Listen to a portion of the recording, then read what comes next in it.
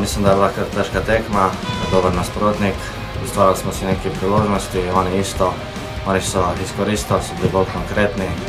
in mi smo dali vse od sebe, ampak tokrat ni bilo dovolj, upamo, da naslednjič bo.